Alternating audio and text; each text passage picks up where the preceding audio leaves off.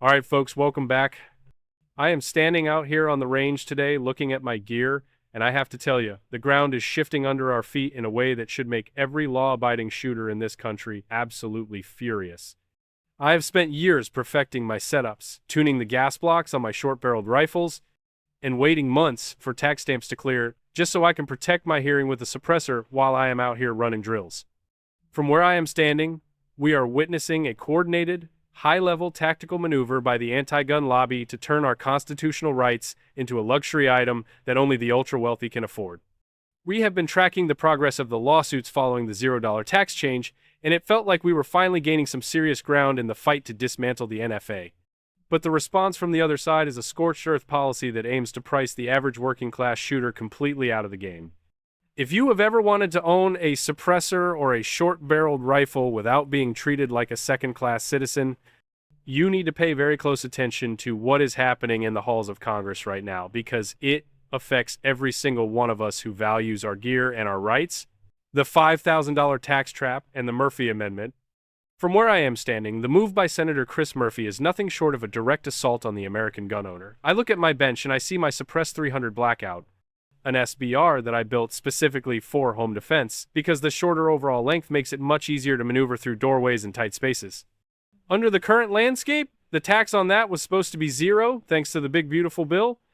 But Murphy has introduced an amendment to the fiscal year 2026 appropriations bill that would jack that tax up to $4,790 per firearm.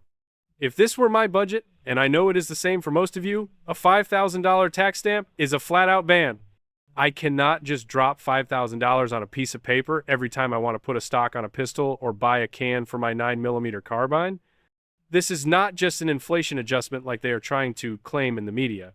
When you look at the history of the NFA back in 1934, the $200 tax was designed to be a barrier that no ordinary person could cross.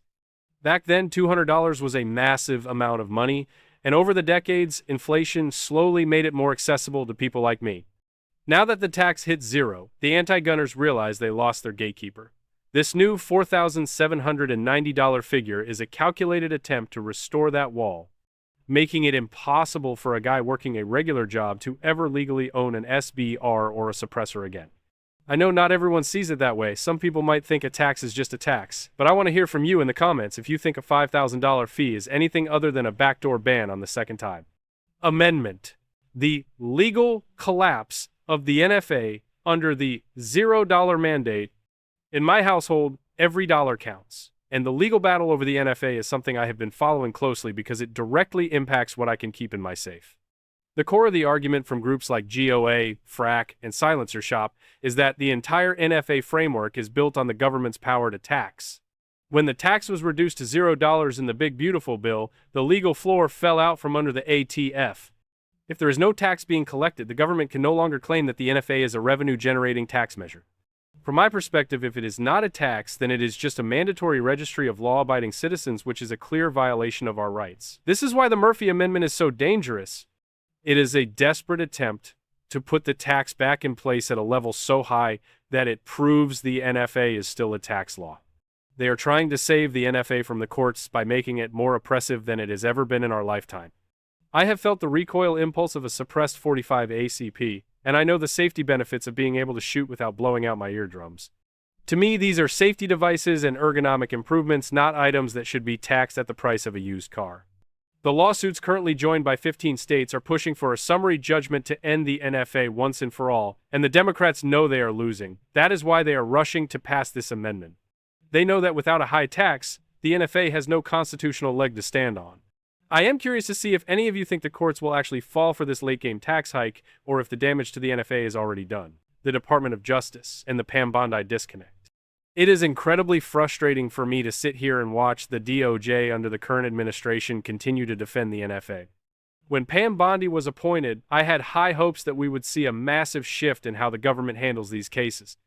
But as it stands, the Trump DOJ is still in court arguing that the NFA is valid under the taxing power in the Commerce Clause.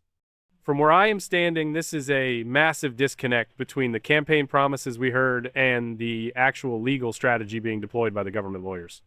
Even with the tax at $0, the DOJ is fighting tooth and nail against GOA and other groups to keep the registration requirements in place.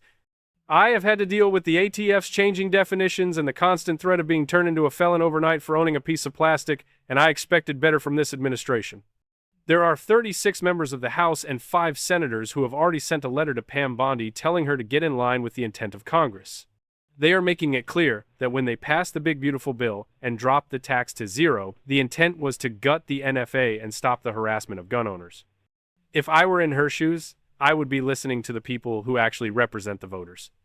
This defense of the NFA is a slap in the face to every shooter who voted for a change in how the Second Amendment is treated. I know some of you might still have faith in the DOJ's long-term plan, but from my side, it looks like more of the same bureaucratic overreach. Tell me in the comments if you think Bondi is just playing a slow game, or if we are being sold out again, the targeting of SBR builders and suppressor owners.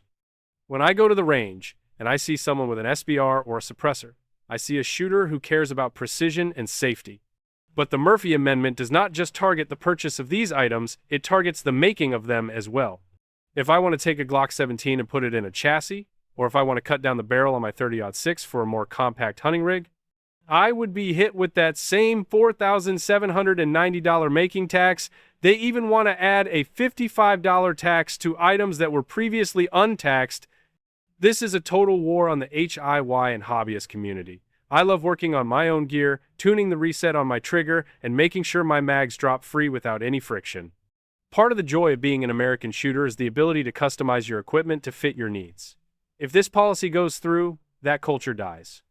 I would be forced to decide between paying my mortgage or making my rifle more comfortable to shoot. It is an impossible choice that no American should have to make. They are using the appropriations process because they know they cannot pass a straight-up gun ban, so they are using the power of the purse to bleed us dry. I have seen the way these people operate, and it is always about incremental control. First, they make it expensive, then they make it rare, then they make it illegal. From my side of the fence, we have to draw the line right here at the tax. If we let them jack the price up to $5,000, we have effectively lost the right to own anything other than what they deem acceptable. I want to know if you would even bother staying in the NFA game if the price went that high, or if you would just walk away.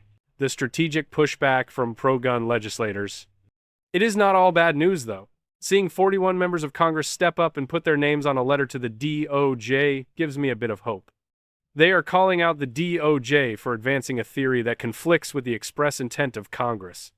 When the big beautiful bill was enacted, it was a landmark victory, and the reduction of the tax to $0 was the crown jewel of that effort.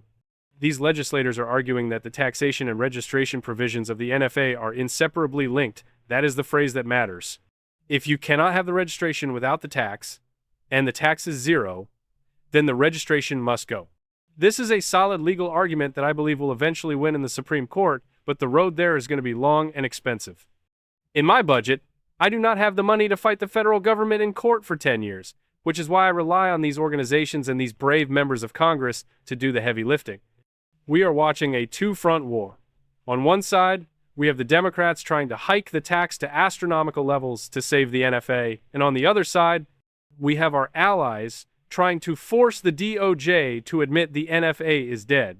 It is a high-stakes game of legal chess, and the prize is our freedom. I am standing here looking at my 5.56 NATO carbine, and I realize that the outcome of this fight will determine whether my kids will ever be able to enjoy the same hobbies that I do.